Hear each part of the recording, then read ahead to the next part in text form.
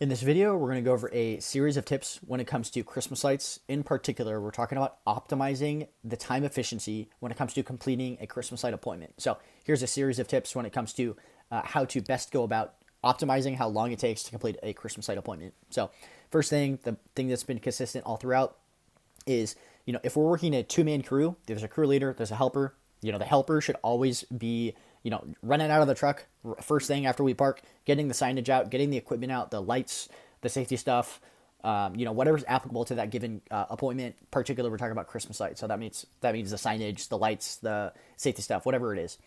If you're the crew leader, knock on the door, confirm the details with the homeowner, help your helper, get the stuff out. So the whole point being, push the appointment towards completion. There's always something to be doing. Next couple tips are, if we're doing Christmas lights multiple times per day, that means we're very likely getting on the roof multiple times, or at least getting on the ladder. So that means get some of the safety stuff on. If we're getting on the roof, get the cougar paws on once, get the steep gear shorts on once, then, get the safety harness on once, so that we can keep it on the rest of the day and take it off at the end of the day. It's just going to save a bunch of time. Otherwise, we're putting it on and then taking it off at the end of the appointment and putting it back on for the next appointment. It doesn't make sense. Just put it on, keep it on, take it off at the end of the day. Next thing is limit the number of times that we move the ladder or get on the roof. So Christmas lights, this is a little bit tough. We're going to have to move the ladder oftentimes to complete the appointment, but sometimes we can just place the ladder once, get on the roof, and we can knock out a large proportion of that job at the given time. So the whole point being, for our safety and for time efficiency, limit the number of times that we move the ladder. It's particularly not good for time efficiency, and we just want to get on the roof once or climb the ladder as few of times we need to complete that task. Next being, walking back and forth between, where you're doing the Christmas lights and back to the truck is a waste of time.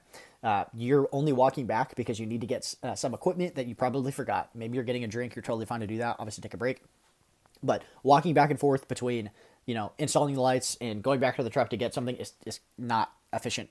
So the whole point being, if you're getting on the roof or working from a ladder, make sure you have the equipment before you're climbing up. So that might mean you get your safety stuff if you're getting on the roof, or, if you're working on a ladder, make sure you have the helmet. Make sure you have the lights, to install. Make sure you have the drill and drill bit, the cup hooks, clips if applicable. So the whole point being, minimize how much walking we're doing. It's not productive. It's not helping us get to complete the task.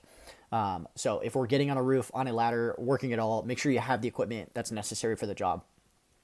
So that's a series of tips when it comes to optimizing our time for Christmas lights. The whole point being, try to complete the task in a time efficient manner without sacrificing our quality. So those are a couple tips.